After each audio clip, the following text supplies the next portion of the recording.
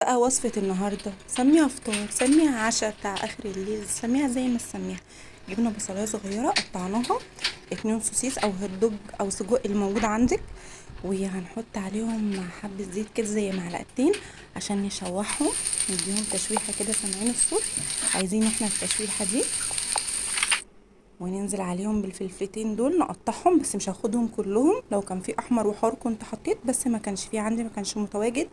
ومعلقتين صلصة بقى وشمي الريحة، ريحتها كانت جبارة.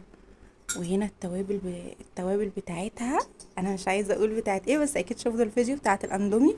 ومعلقه صويا صوص على معلقه دبس الرمان، وحبه ميه كده، ونسيبهم يعني يشكشكوا كده مع بعض. وجبنا الاندومي ده، كان كيس على قدي، انا بحبه قوي بصراحه، بس البنات كانت نامت بقى، وكانت الساعه 4 الفجر، قلت لما اقوم انا نفسي في حاجه اكلها كده، اما اقوم اكلها كده. كانت واحدة واحدة لغاية بقى ايه ما تطرى بنت ريحة الصويا صوص مع معلقة دبس رمان والفلفل الألوان. لا الريحة بجد حلوة قوي. وانا كمان حطيت التوابل بتاعت الاندومي، وحطيت معلقتين صلصة. عندك صلصة جاهزة حطيها، عندك صلصة مكرونة براحتك. انا كمان حطيت بصلاية بغنطوطة، يعني ده كده على قد الكيس. لو انت عايزة اكتر براحتك ممكن تزودي، بس برضو مش هتحطي ايه 2 سوسيس، هتحطي يعني تزودي الكمية اللي انا حطاها.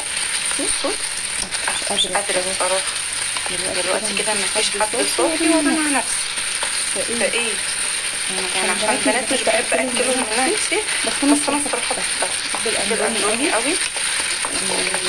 مش عارفة بقى ايه الحكاية في الصوص. بصي بقى، لو ما بتحبهوش خلاص، اي بقى حاجه عندك، فراخ، قطعه لحمه، ما عندكيش حاجه خالص شغال.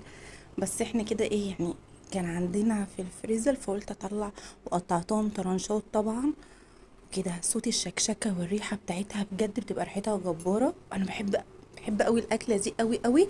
اللي مش بيحب الاندومي بقى وبيعترض عليه، ما تاكلهاش خالص. ممكن تعملوها بالمكرونه الاسباجيتي، بس تكونوا مدينها بقى ايه، نص سلقه، عشان هي مش هتستوي بنفس السرعه دي كده. ما كملتش 5 دقايق. كل حاجه كانت البصلايه صغيره، وانا كان عندي صلصه كمان، يعني دي مش صلصه معلبه، انا كان عندي صلصه موجوده، عندك صلصه معلبه شغال، بس تقطعي معاها فصين توم بس. وكانت ايه بقى، بصوا شكلها، بصوا حلاوتها، ولا وطريه كده ومستويه، وطعمها كان تحفه بجد. انا عايزاكم تجربوها، اللي بيحب الاندومي يجربها باي طعم من الاطعمه شغال بقى، فراخ، لحمه، مش موجود خلاص.